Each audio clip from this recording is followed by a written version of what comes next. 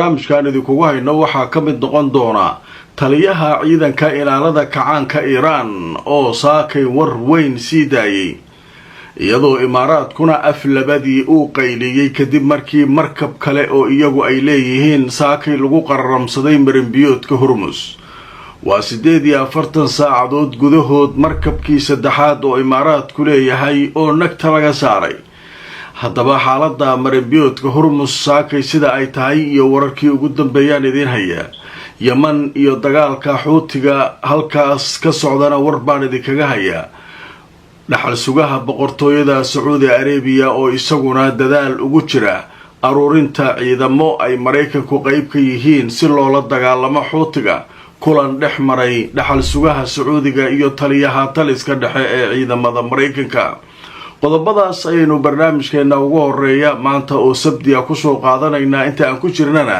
waxay wararaya soo kordhawaan idin la socodsiin doona Safari Remit waxay ka caawinaysaa inaad reerkaaga iyo saaxiibada ku nool dalal dhowr ah aad gaarsiisid wixii aad ugu tala gashay ilaa iminka wadamada ay xawaalada kugu diri karto waxa kamid ah Kenya, Soomaaliya, Uganda, Djibouti, Ethiopia, Sudan, South Sudan, Tanzania iyo Turkey qiimahana aad ayuu u jaban yahay marka loo eego shirkadaha kale ee ka shaqeeya xawaalada xawaaladan waa online waxaa dhammaanba bulshada lala socodsiinayaa meel kastoo ay joogaan gaar ahaan dalka Kenya iyo Geeska Afrika iyo magaalada Nairobi inay jirto shirkadda caan baxday shirkadaha uga duwan xagga diyaarinta dhismayaasha dhaadheer oo waa shirkadaasi caanka ahi waa shirkadda lagu magacaabo Emara Luxury Homes Limited ee fadhigeedu yahay magaalada Nairobi ee dalka Kenya gaar ahaan Kilimani iyo wadada caanka ee lagu magacaabo Leilani Road bilood hadda ka hor qiimo dhibidii aan soo celinay labada bilood ahayd walaalo badan baa ka faa'iideystay oo dal iyo dibadba jooga haddana mar labaad waan soo celinay waxaan ugu baaqahayaa bulshada Soomaaliyeed ee adduunka dacaladiisa joogta inay ka faa'iideystaan adeega maamuus ee shirkadda Hormuud waa xirmooyin adiga ku gaar ah oo ka kooban internet kaliya ku hadal kaliya ama internet iyo ku hadal wada jira naftaada ku maamuus xirmooyinka adeega maamuus oo kaga shubo hadda xidig 212 afargees dhammaan bulshada waxaa lala socodsiinayaa gaar ahaan magaalada London in xarunta dhinaca caafimaadka ee French and Overseas Clinic ay ku taalo meel aan ka fogeyn stationka tareenka ee Baker Street ee bartamaha magaalada London halka waxaa jooga dhaqaatiir kala duwan oo ka daaweynaya cudurro ay ka mid yihiin kuwa maqaarka kuwa carruurta kuwa haweenka iyo cudurrada guud dhaqaatiirta halka ka howlgashay howlwadanaduba waxay diyaar u yihiin inay wixii caafimaad ay kula qabtaan waxaa intaasi dheer in xaruntaasi French and Overseas Clinic ay ka howlgalaan dad Soomaaliyeed oo aqoon u leh xagga caafimaadka dadka Soomaaliyeedna si gaar ah ula shaqeeya haddaba bulshada meel kastoo aad joogtaan way ka abaal sheegteen intii tagtay xarunta caafimaad ee French and Overseas Clinic ee aduunkuna maanta kulanti wanaagsan asxaabay meel kastoo naga daawanaysaan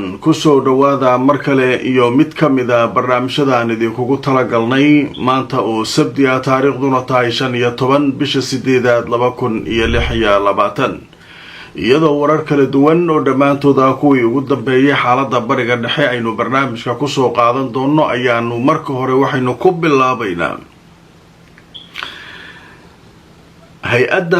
hay-adda dhinaca badaha u qaabilsan Britain ayaa war soo saartay subaxii hore waxay tiri markab kale oo isku dayay Hormuz inuu maro ayaa nagta laga saaray torow yaa iskale waa la isweydiiyey haddaba markaan idin tuso wararkii ugu dambeeyay xaaladda Hormuz saacadihii lasoo dhaafay wixii ka dhacay hay-adda iyadu dhanka badaha qaabilsan ee Britain ayaa sheegtay in lala helay gantaal markab xamuul ah oo ay sheegtay in markaa uu ku dhacay gantaal aan la garanayn isagoo maraya meel ku dhow Hormuz hay-adda ganacsiga iyo badaha Britain oo iyadu ka hadasha khasaaraha maraakiibta soo gaara ayaa sheegtay in markabka uu dhaawac ka soo gaaray weerarkaas iyadoo sidoo kale la sheegay markabka inuu badeecado kala duwan u waday waxaana uu isku dayay inuu maro marinbiyoodka Hormuz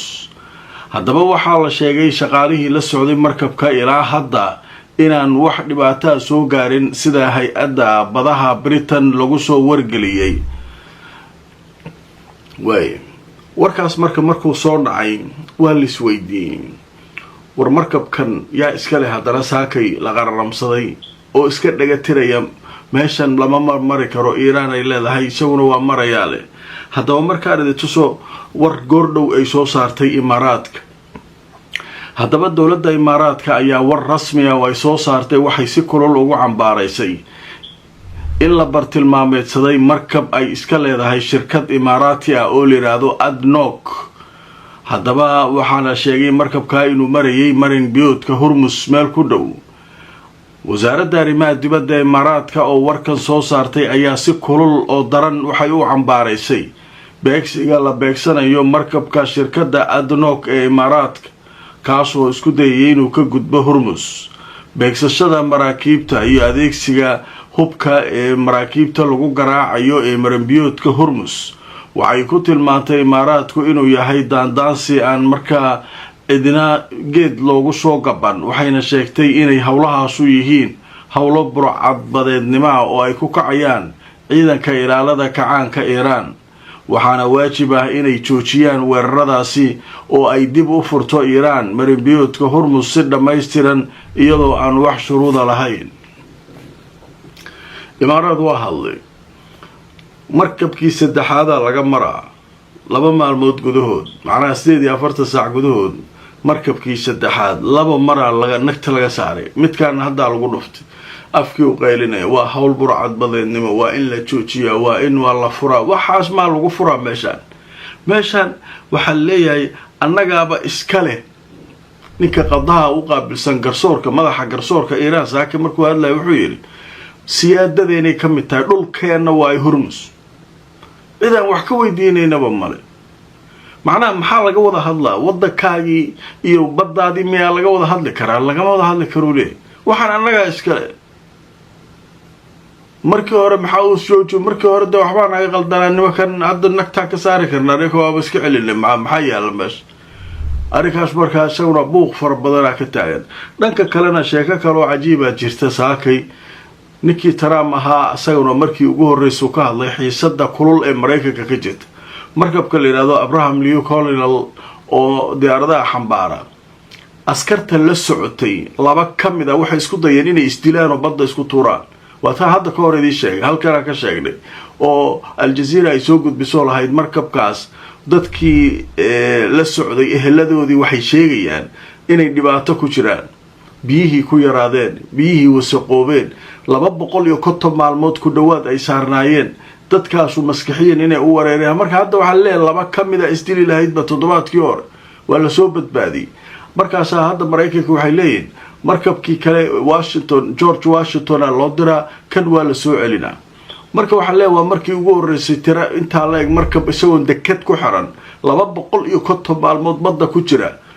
marka badda ku jirida raaxo ma ahayn. Iiraana iska celinay, daroon wiifaysa imaanaysa, magantaala soo socda gadaalu carar, xagga tag, diyaarada dir, wax ma meesha ka dhow, kii doomihii yaryar ma nagu soo socdo. walwalkaas lagu jiday nimanku waa wada waashina lagu leeyahay. marka sheekada iyaduna Trump ka hadla leeyahay wuxuu sheegay in la soo celin doono markabkaas oo lagu bedeli doono markabka la yiraahdo George Washington. marka Hormuz xaalkeedu marka halkaas uu marayaa meel marka sidaas dadkii waaweynaa ugu wareereen. imaaraad wuxuu leeyahay waxaan burcadnimo waa haleega dhaafo, burcadbadeed ma jirta. Iiraan waxay taagan tahay meeshaan ninkii soo mara nagtaa ka saara.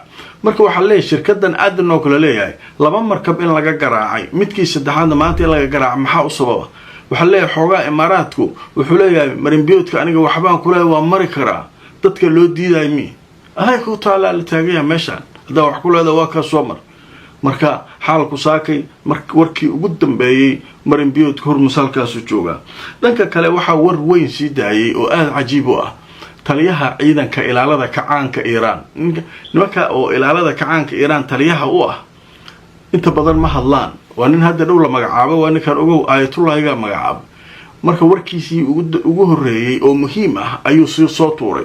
haddaba marka aan tuso wararkii ugu dambeeyay taliyaha ilaalada kacaanka Iiraan ee dalka Iiraan waxaa la yiraahdaa wuxuu yiri ciidamadeenu waxay soo rogeen rabitaankooda, waxayna soo jiiteen dareenka dad yowga caalamka.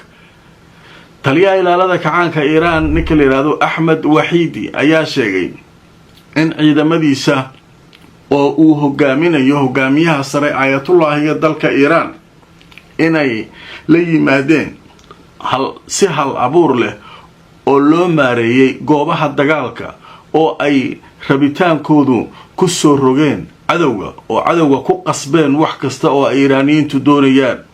haddaba waxiidii ayaa intaasi ku daray waxa ay ciidamadeennu ku guulaysteen ayuu yidhi 6 bilood oo aan la dagaalamaynay cadowga in markaasi dareenka caalamka uu soo jiitay dagaalka aanu la galnay cadowga sida uu yidhi. haddaba taasi waxay xoojisay ayuu yidhi rajada dadka la dulmiyey inay gaaraan guul kama dambaysa oo ay ka gaaraan awoodaha kibirka ah ee Mareykanka ayuu sheegay. marka ninkaasu marka wuxuu ahaa taliyaha ciidanka ilaalada kacaanka Iiraan oo warkaas isagu marka sii daayay. marka waxaa sidoo kale ku jirtay qoladii kibirka badnayd ee dadka dulminaysay adduunka 6 biloodaan wacdara ku dhignay adduunkii oo dhan marka annaga maaragtay noo riyaaqay in nimankan kibirka badan nagta laga saaro. cid kasta oo dulmanayaal ah dadka adduunka jooga waa dulminayeen uu leeyahay dadka adduunka jooga ee dulmanayaasha ah nimankaasu si xun ay u galeen uu leeyahay. ma jeceshahay barashada qur-aanka kariimka iyo culumta shareecada hab casri ah online ah adigoo jooga gurigaaga ama goobtaada shaqada markaas Daaru Taqwa waxa kugu baraya qur-aanka hab casri ah online ah maadooyinka aad ka baran karto waxaa ka mid ah qur-aanka kariimka higaada luqada carabiga iyo culumta shareecada isdiiwaangelintu way socotaa fadlan hore u gaadh waxay faahfaahin kala xiriir nambarada shaashada kaaga muuqda hamogaadi dugsiga markaas Daaru Taqwa. waxa waalidiinta Soomaaliyeed ee ku dhaqan dalka Ingiriiska iyo guud ahaan caalamka laydin hayaa fariin ka timid maamulka iyo macallimiinta iskuulka Beacon International Academy. iskuulkan waxa uu ka saacidayaa caruurta waxbarashada International GCSE-ga si ay caruurta u helaan aqoon aad u sareysa isla markaana ay ugu biiraan jaamacadaha caalamiga. waxay sidoo kale Beacon International Academy idin diyaariyeen in caruurta laga dhisi doono akhlaaqda dhinaca diinta Islaamka iyagoo la bari doono Quraanka, luqadda Carabiga, axaadiista iyo waliba af Soomaaliga. fadlan la xiriir website-ka telefoonka wac isna diiwaangeli si caruurtaadu ay uga faa'iidaystaan fursadan iyagoo jooga gurigooda online ayay ku baran karaan. macallimiin khibrad leh ayaa la idin diyaariyay. sidoo kale waxaa la soo xiriiri kara dadka Soomaalida ah ee meel kasta ee dunida jooga oo iyaguna doonaya inay aqoontooda luqadda ay sare u qaadaan. la xiriir oo hadda wac isna diiwaangeli Beacon International Academy.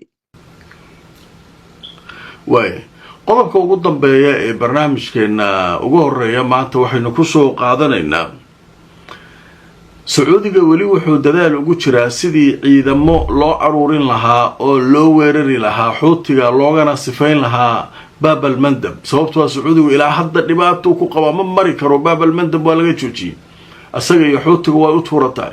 haddaba maanta marka waxaa kulmay goor dhaweyd ninka iskale dhaxal sugaha boqortooyada Sacuudiga iyo taliyaha taliska dhexe ee ciidamada Mareykanka.